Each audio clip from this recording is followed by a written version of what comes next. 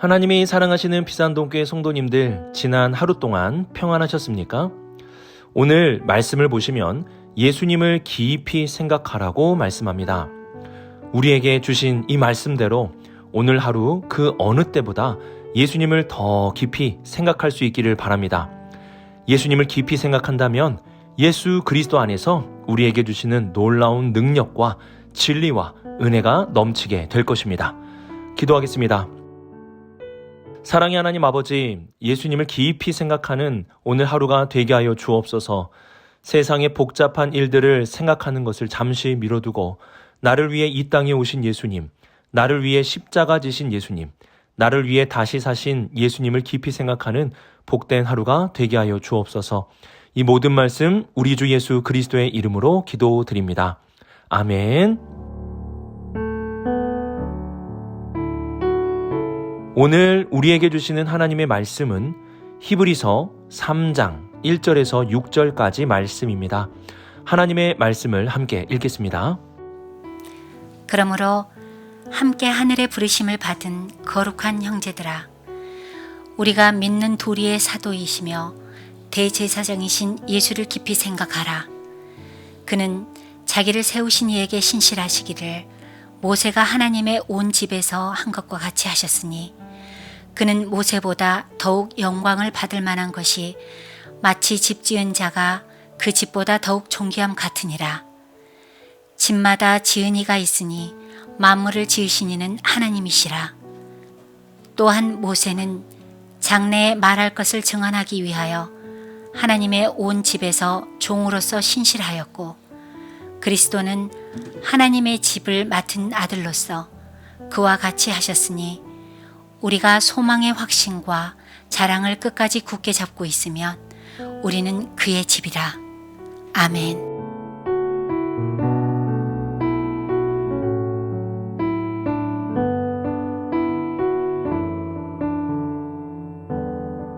(1절을) 보시면 예수님을 믿는 성도들이 어떠한 존재인지 구체적으로 말씀을 해줍니다.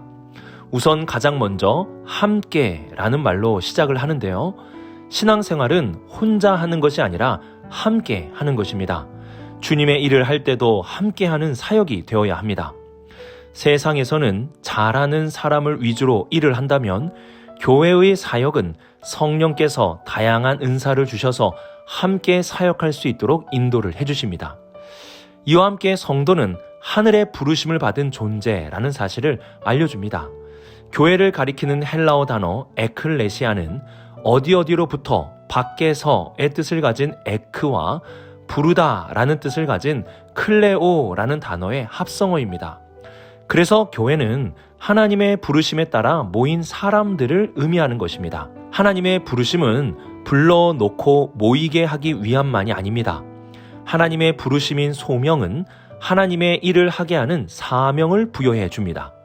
그러므로 모든 성도는 하나님의 부르심이 있고 하나님의 사명이 있음을 기억해야 합니다. 마지막으로 성도는 거룩한 형제 자매들이라 말씀합니다. 하나님은 우리를 거룩한 자, 성도라고 불러주십니다. 아직은 부족하고 거룩한 삶을 살지 못하는 연약함이 있지만 우리가 거룩함을 가지고 거룩한 삶을 살아야 한다는 것을 잊어서는 안 되는 것입니다. 이렇게 성도는 함께하는 공동체이고, 성도는 하나님의 부르심을 받은 소명과 하나님의 일을 하는 사명이 있으며, 성도는 거룩한 자로 거룩한 삶을 살아가는 존재입니다. 히브리서의 저자는 이러한 성도가 꼭 해야 할 것에 대해서 한 가지를 더 알려줍니다. 그것은 믿는 도리의 사도이시며 대제사장이신 예수님을 깊이 생각하는 것입니다.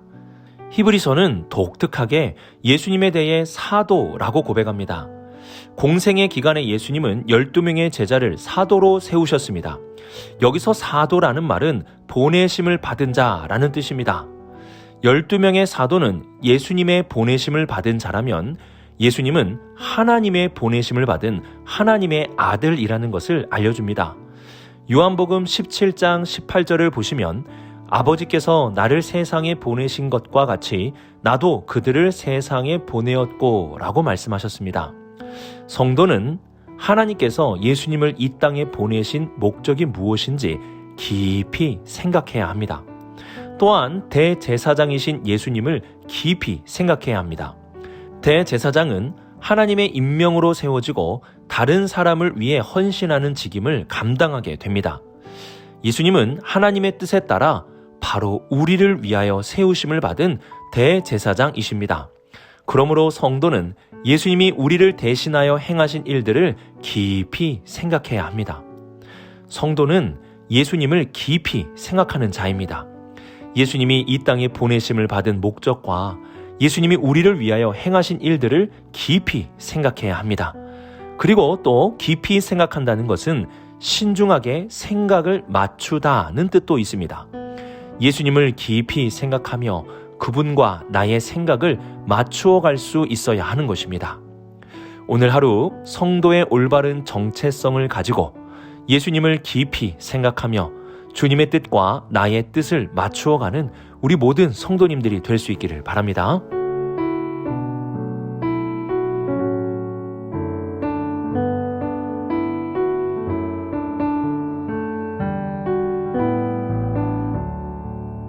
(2) 절 이하의 말씀을 보시면 모세와 예수님을 서로 비교하고 있다는 것을 알 수 있습니다. 이는 모세보다 크신 예수 그리스도를 알려주기 위함인데요.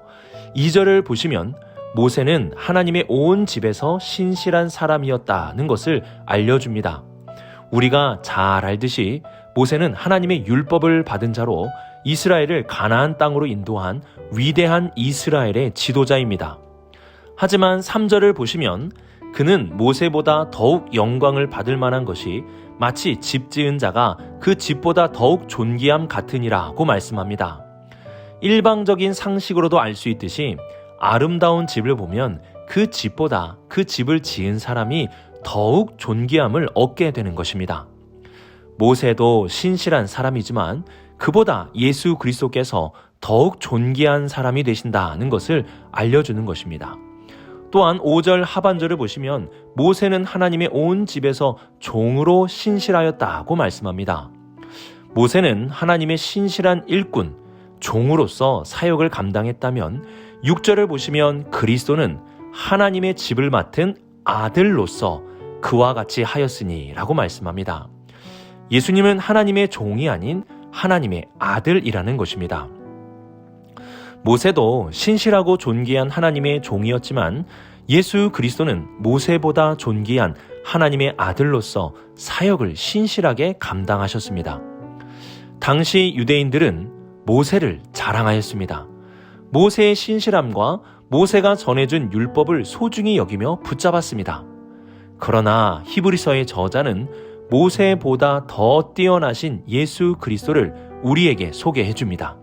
그러므로 우리는 모세보다 더 뛰어나신 예수 그리스도께 소망과 확신을 두고 그분을 자랑할 수 있어야 하는 것입니다. 오늘 말씀 마지막을 보시면 우리는 그의 집이라고 말씀합니다. 이를 새 번역 성경에서는 우리는 하나님의 집안 사람입니다 라고 번역하였습니다. 하나님의 집안 사람의 특징이 무엇인 줄 아십니까? 바로 예수님을 자랑한다는 것입니다. 예수님이 우리를 위해 이 땅에 오신 것에 대해 자긍심을 가지고 있는 것입니다. 당시 유대인들은 모세를 어딜 가나 자랑했었습니다. 하지만 십자가에 달린 예수님에 대해서는 그만큼 자랑하지 못하였습니다. 예수님은 모세보다 크시고 존귀하신 분이십니다. 그러므로 모세보다 예수 그리스도를 자랑하는 모습이 우리에게 있어야 합니다. 여러분은 어떠하십니까? 하나님의 집안 사람으로 예수님을 자랑하고 있습니까? 그분의 성육신에 대해 자긍심을 가지고 있습니까? 예수님을 더 깊이 생각합시다. 그분을 더 깊이 생각한다면 우리 안에 예수님을 자랑하는 마음, 그리스도께서 우리를 위해 이 땅에 오신 것에 대한 자긍심을 가지고 살아갈 수 있게 될 것입니다.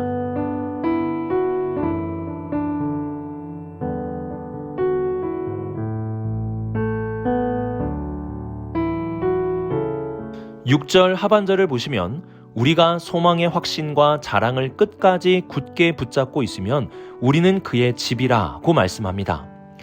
끝까지 굳게 붙잡아야 함을 강조하고 있는 것입니다. 신앙생활이라는 것은 한 번 믿고 한 번 굳게 잡았다고 하여 끝이 나는 것이 아닙니다. 끝까지 굳게 잡아야 하는 것입니다. 주님이 다시 오시는 그날까지 끝까지 잡을 수 있어야 하는 것입니다. 하지만 우리 자신을 돌아보면 내가 끝까지 잡을 수 있을까 하는 의문이 들기도 합니다. 수많은 유혹이 있고 어려움이 있는 것이 우리가 사는 세상이기에 그 모든 것을 이겨내고 끝까지 믿음을 지켜낼 수 있을지 내 자신도 장담하기가 쉽지가 않습니다. 그러나 우리가 끝까지 굳게 잡을 수 있는 이유가 있습니다. 6절 상반절을 보시면 그리스도는 하나님의 집을 맡은 아들로서 그와 같이 하셨으니 라고 말씀합니다. 그리고 6절 하반절에서는 우리가 예수 그리스도를 소망하고 확신하고 자랑하면 그분의 집이 된다고 말씀합니다. 우리가 그분의 집이 되면 그 집은 예수님이 맡아주시는 것입니다. 예수님이 맡아주시기 때문에 우리도 끝까지 굳게 붙잡을 수 있는 것입니다. 우리 성도님들, 신앙생활은 끝까지 해야 하는 것입니다. 지금의 믿음이 더욱 굳세져야 합니다. 어떠한 어려움이 있어도 믿음의 경주를 멈추어서는 안 됩니다. 우리의 신앙의 집을 맡아주시는 예수님께서 우리를 도와주시고 붙들어 주실 것입니다. 끝까지 믿음의 경주를 달려 주님의 부르심의 상이 있는 결승점에 모두 도착할 수 있기를 주님의 이름으로 축복합니다. 오늘의 말씀을 묵상하며 성도의 정체성을 잘 간직할 수 있기를 바랍니다. 성도는 함께 동역해야 하고 하나님의 부르심을 받은 소명과 하나님의 일을 위한 사명이 있습니다. 성도는 거룩한 자들로서 거룩한 삶을 살아가야 합니다. 또한 성도는 예수님이 이 땅에 오신 목적과 우리를 위해 행하신 일들을 깊이 생각하므로 예수님의 뜻과 맞추어 갈 수 있어야 합니다. 성도는 예수님을 그 누구보다 더 자랑하며 예수님께서 우리를 위해 행하신 일에 자긍심을 가져야 합니다. 그리고 성도는 끝까지 믿음의 경주를 달려 결승점에서 우리 주님을 만나는 영광의 자리에 도착해야 합니다. 우리 비산동교회 모든 성도님들, 오늘의 말씀과 같이 진정한 성도가 되어 끝까지 믿음의 경주를 완주할 수 있기를 주님의 이름으로 축복합니다. 기도하겠습니다. 사랑의 하나님 아버지, 우리를 불러주시고 주님의 자녀 삼아주심에 감사를 드립니다. 오늘 하루 예수님을 깊이 생각하며 예수님을 더 많이 알고 예수님을 더 많이 자랑하고 예수님이 행하신 일들에 더욱 자긍심을 가지는 복된 하루가 되게 하여 주옵소서. 하나님, 우리의 믿음을 흔드는 일들이 참 많이 있습니다. 어떠한 어려운 상황 속에서도 끝까지 믿음의 경주를 완주하는 우리 모두가 되게 하여 주옵소서. 이 모든 말씀 하나님의 아들 우리 주 예수 그리스도의 이름으로 기도드립니다. 아멘.